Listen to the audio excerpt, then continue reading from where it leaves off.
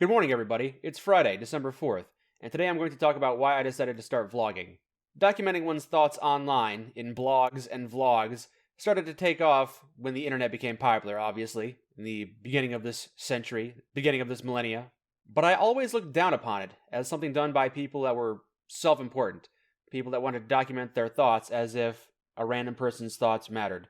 The internet is an unregulated marketplace, where just about anyone can say anything they want, even if they're unqualified or uneducated. But I've recently started to watch a channel called The Vlog Brothers, about two brothers, Tom and Hank Green, who once a week send a message to each other on the same shared YouTube channel.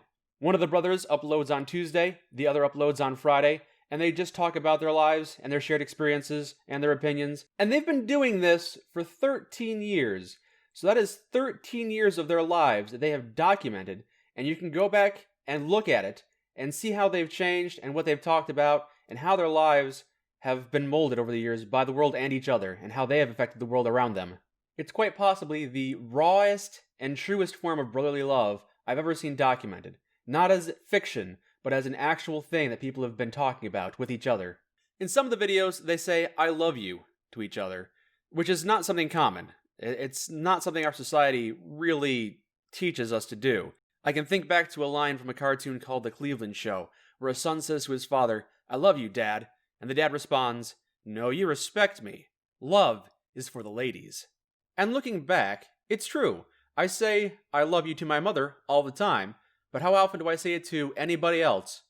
Not very often. And it's a real shame, because that puts up a wall, a barrier that prevents us from actually talking and being honest with each other. And I think that's what makes these videos so engaging to watch, because this is an emotion that's not shown in media. It's not really a relationship that's portrayed intimately in almost anything. Movies and TV shows have a set amount of time in which they have to communicate their stories. They don't have a whole lot of time to talk about character growth and development and going over every detail of a person's life. But here it's all laid bare. The successes, the failures, the fears, the hopes, it's all here. It's all raw. It's all real. These two brothers are roughly my age, and they've been doing this one project for 13 years, along with many, many others. And I can't help but feel that I've wasted a lot of time, because I have not done anything of the sort. I've always believed that you should live in the moment. Don't waste time taking videos or pictures. Life is precious. Enjoy it when you have it. But human memory is faulty, and over time, smiles and laughs will fade away if they're not documented. It's crazy to think about what amazing technology we have today in 2020. When 2006, YouTube barely existed. I remember it was Time Magazine's Person of the Year. And we've had this technology for 14 years, and we seldom use it for anything that useful.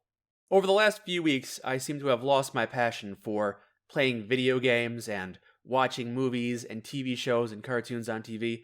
It all seems so vapid and childish, especially when put into the context of the greater struggles that each of us have to face, and also we, the world, have to face, all the challenges that we have to rise up and overcome. And despite my waning interest in these various forms of media, I've found myself more drawn to these vlogs, these documentaries on a human life.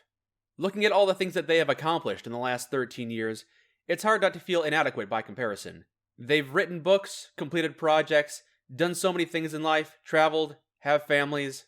By comparison, I feel that I've wasted a lot of my life's opportunities. There's still plenty of time for me to do something with my life, but I could have been doing it for the last 13 years, and I feel like I may have squandered many opportunities. One of the sayings that I've heard a lot in my life is, "Time you enjoy wasting isn't wasted time."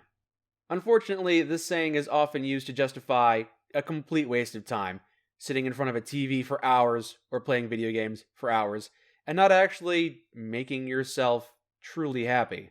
There's a difference between being content and being happy, and that's a topic for another time. But when it comes to happiness, everything can be a trade-off. Things that make you happy in the short term can make you miserable in the long term. Ultimately, it's important to remember that it's never too late to start turning your life around. You can start making your life better. And there's going to be setbacks, and not everything that you put effort into is going to turn out to be a success. I know. I have tried many things, and very few of them have actually landed. Life is about trying new experiences and enjoying the successes, and even if it feels terrible in the moment, ultimately enjoying what you've learned from the failures and taking those failures and molding them into successes. There are lots of stories we can draw on, but maybe we'll save that for a different day. I apologize for the flickering effect you might see. I tried to open the curtains for some natural lighting, and it is unpredictable, so I will have to keep on improving my setup so that this becomes a bit more professional. I'll talk to you all again Monday, but until then, Mom, Dad, Brian, Rob, Zach, Kirk, Dave, I love you all. Have a good weekend.